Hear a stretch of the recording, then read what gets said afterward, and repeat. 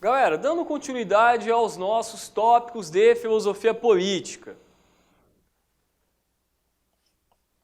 Thomas Hobbes, filósofo britânico contratualista, em a obra Leviatã,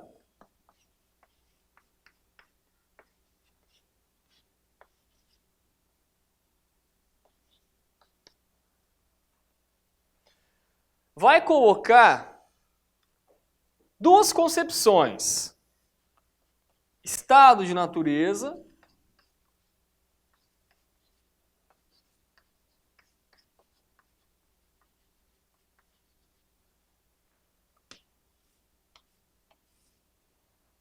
e estado civil.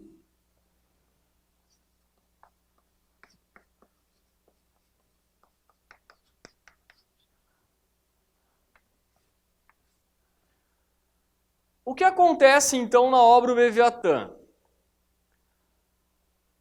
O estado de natureza, para Thomas Hobbes, seria uma hipótese de como os homens se relacionavam antes do advento do Estado civil, o que futuramente Hegel chamaria de sociedade civil. Tá? O estado de natureza é uma hipótese, no caso aqui hobbesiana, acerca de como os homens se comportavam. E na concepção hobbesiana, havia uma série de conflitos no estado de natureza, neste momento inicial. Tá? Quando eu digo momento inicial ou começo, você não pode entender como se o Hobbes estivesse assim, falando, olha, não, o mundo começou assim, eram assim, tá? Toma um certo cuidado, tá? Não é isso. Até uma ressalva que eu faço, o livro didático Filosofia e Experiência do Pensamento, do Silvio Gall, tem uma imagem assim para falar do estado de natureza para Hobbes, tem uma imagem, agora não vou lembrar se é para falar do Thomas Hobbes, mas tem uma imagem, enfim, para falar do estado de natureza, que é daquele filme A Guerra do Fogo, tá? Então, assim, não é assim para você interpretar ao pé da letra o Hobbes, tá? Uma hipótese, os homens, como se comportavam? Aí vai dizer, olha, o que você tinha no estado de natureza? Você tinha o egoísmo, tinha a violência, tinha o conflito, certo? E por aí vai, tá? Medo e assim por diante.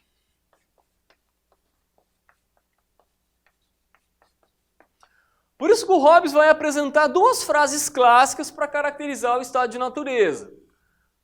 Essas frases, certamente, talvez você já as tenha visto em livros de história. A frase: o homem é lobo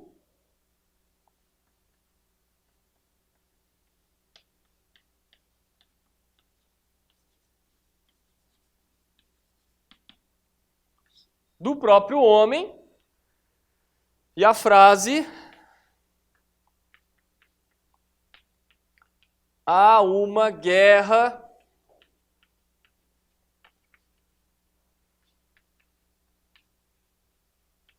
de todos contra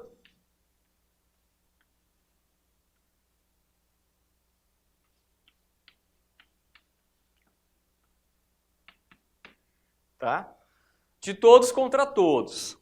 Só que não é para você imaginar um monte de homem pelado brigando, tá? Em geral, o problema em relação à concepção do estado de natureza hobbesiana E a concepção do estado de natureza de John Locke ou de Jean-Jacques Rousseau é que muitas vezes elas são assim banalizadas por aqueles que as leem, as procuram interpretar, tá? Então, o que eu estou tentando manifestar aqui a vocês é que no estado de natureza havia conflito. E aí, o que o Hobbes vai procurar fazer? Por que ele é um contratualista político clássico, né? Porque ele vai desenvolver a teoria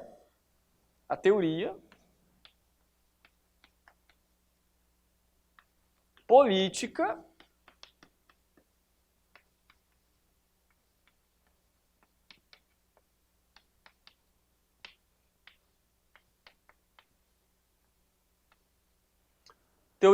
do contrato social.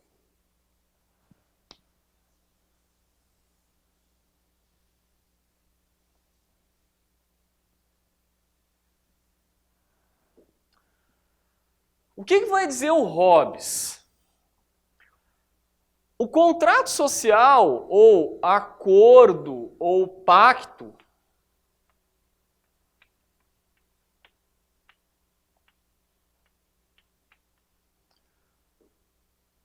irão colocar assim, olha, você está vendo o problema que é o estado de natureza? Então, vamos desenvolver um contrato para o advento do Estado Civil, tá? Que seria o que nós entenderíamos por sociedade, comunidade, uma coletividade, tá? De um ponto de vista aí social, político, econômico.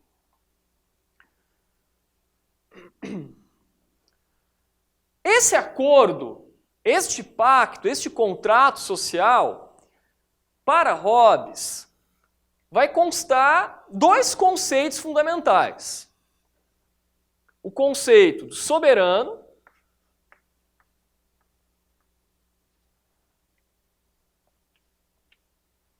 e o conceito de súditos. Então ele vai dizer assim, olha, no estado de natureza havia uma total liberdade, fazia-se o que bem entendia fazer. Só que isso gerava medo, não é? O indivíduo muitas vezes usava de violência em relação ao trem com medo de sofrer violência e de perder a própria vida. Agora, o que ele vai fazer? Com o advento do Estado Civil, mediante contrato social, o indivíduo ele vai transferir a sua liberdade ao soberano. Soberano talvez pareça aqui, para alguns, como né? Um indivíduo soberano. O Hobbes vai falar assim, não. Um indivíduo, ou alguns, até três, né, podem constituir, eu gosto sempre de colocar dessa forma, figura do soberano. E esta figura do soberano vai justamente, então, governar o Estado. Esse é o ponto aqui em Hobbes. E aquele que vai ser protegido pelo soberano, que representa, que falará em nome do Estado, vai tornar-se súdito. E vai transferir a sua liberdade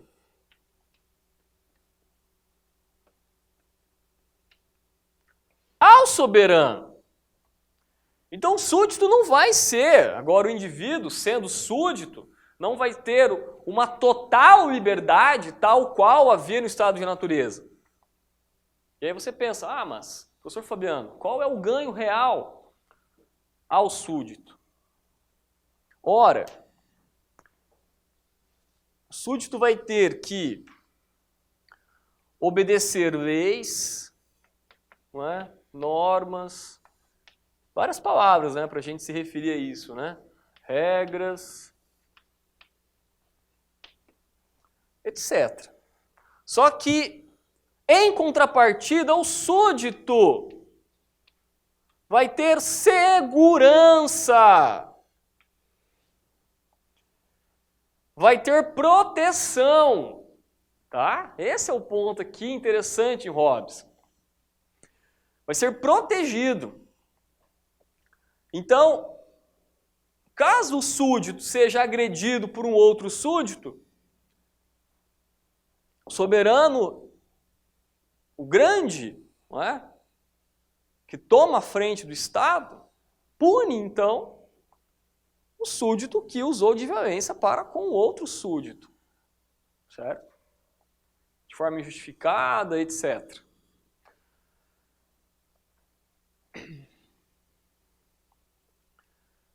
O soberano fala em nome do povo e é aquele que toma a frente do Estado, sendo que o Estado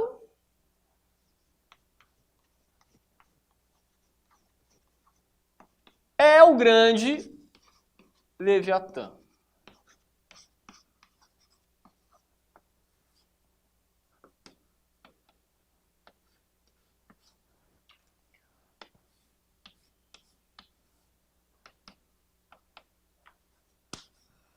O Estado é o grande Leviatã. O Leviatã é uma figura bíblica que encontra-se no livro de Jó, descrita como grande monstro, cujos dentes são tais como 1000 lanças afiadas.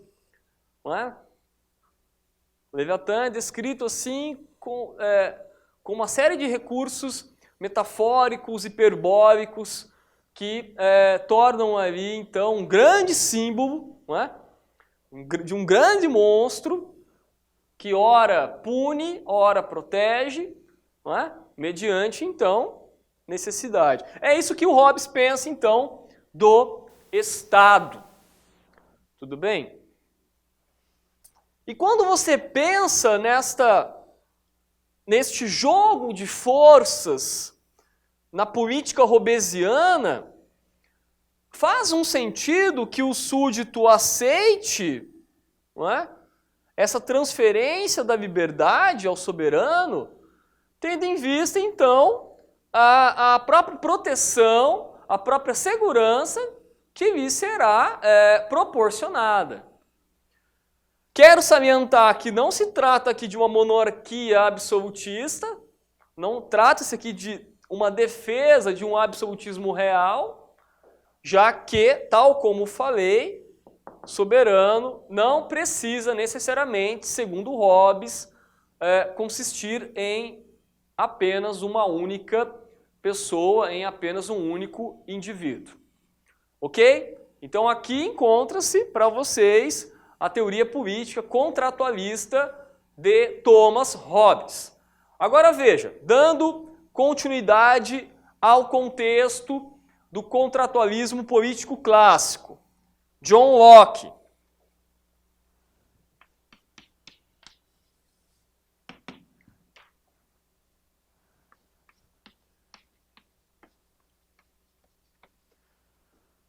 Sobretudo, então, na obra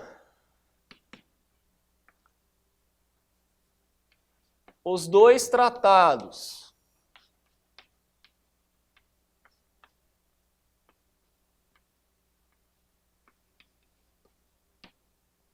sobre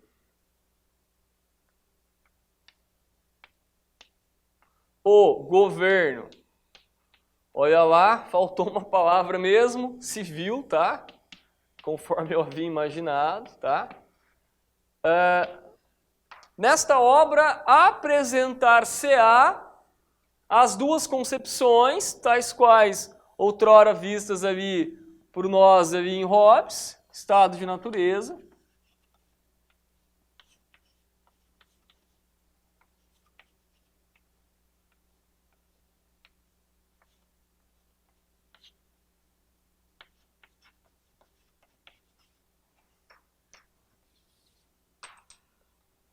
e estado civil.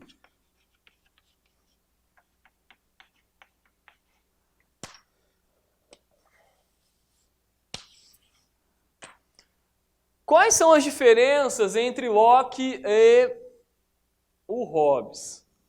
Para Locke, o estado de natureza não era cheio de infortúnios e desavenças e conflitos e desordem e sofrimento e medo, tais quais ali foram expostos por Hobbes. Só que, no estado de natureza, não havia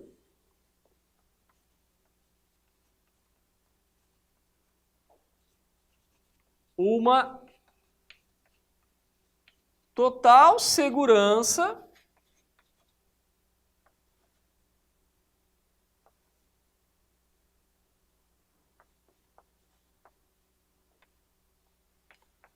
para que os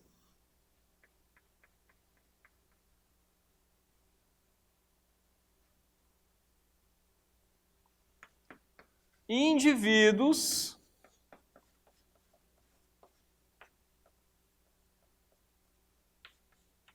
pudessem se relacionar.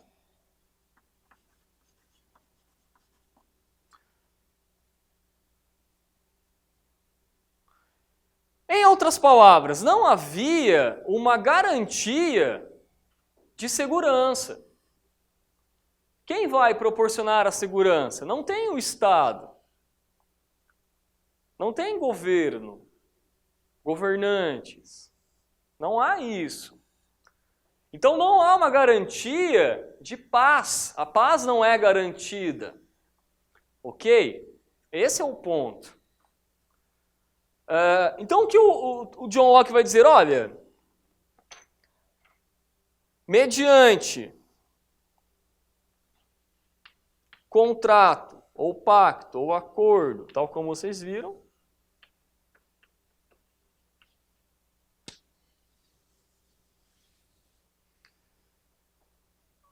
mediante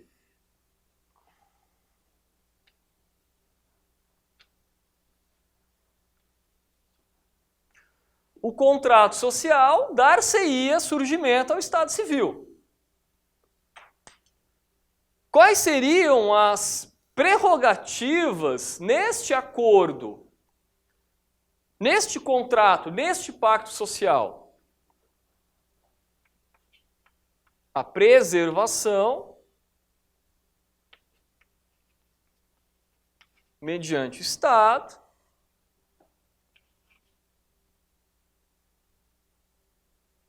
de cada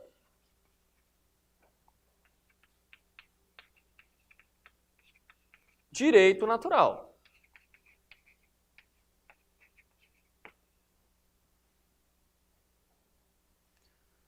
E quais seriam os direitos naturais?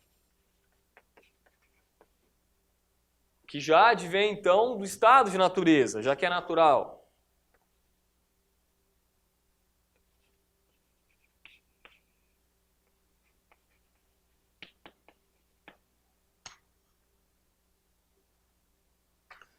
Quais seriam os direitos naturais? Vida, então direito natural à vida, direito natural à liberdade e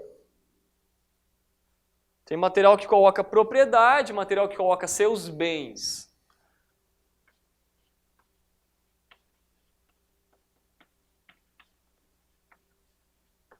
Propriedade. Os direitos naturais serão assegurados. Direito à vida, ninguém poderia, teoricamente, tirar a sua vida, a sua liberdade e a sua propriedade. Quando John Locke fala de propriedade aqui, você não pode entender necessariamente como sendo um espaço físico pertencente ao indivíduo. Porque o John Locke vai dizer, olha, caso o indivíduo não tenha propriedade, a vida que ele possui é sua propriedade. tá? Então, digamos que, teoricamente, ele resolveria, não é, o problema de direito natural à propriedade, entendendo propriedade não como necessariamente espaço físico que pertence ao indivíduo. Então, a vida é tua propriedade, né? Teu corpo, então, seria tua propriedade. Você tem que compreender que o Locke, sendo um teórico do liberalismo político, clássico, acaba atendendo a uma concepção burguesa, tanto que até hoje, não é, quando se fala em pensamento neoliberal, o pensamento neoliberal, em grande medida, sofre uma série de críticas, porque acaba sendo um pensamento que, segundo os críticos contrários ao neoliberalismo, de que o neoliberalismo justamente atenderia a uma série de elites, por assim dizer, sejam econômicas, sejam políticas, sejam, não é? Sobretudo políticas e econômicas, tá? Mas isso nós veremos em outras aulas. E o terceiro filósofo político, contratualista, que nós iremos aprofundar, sobretudo na próxima aula, é o Jean-Jacques Rousseau, no século XVIII. O Jean-Jacques Rousseau foi um filósofo político contratualista e iluminista. É importante salientar que o Rousseau é suíço, apesar de, em grande medida, ter influenciado os rumos da filosofia francesa e a sua filosofia ser considerada, digamos assim, francesa, tá? Ele é suíço, nasceu na Suíça. E a obra que vai mais nos interessar é a obra do Contrato Social, obra que também Rousseau falará de estado de natureza e estado civil.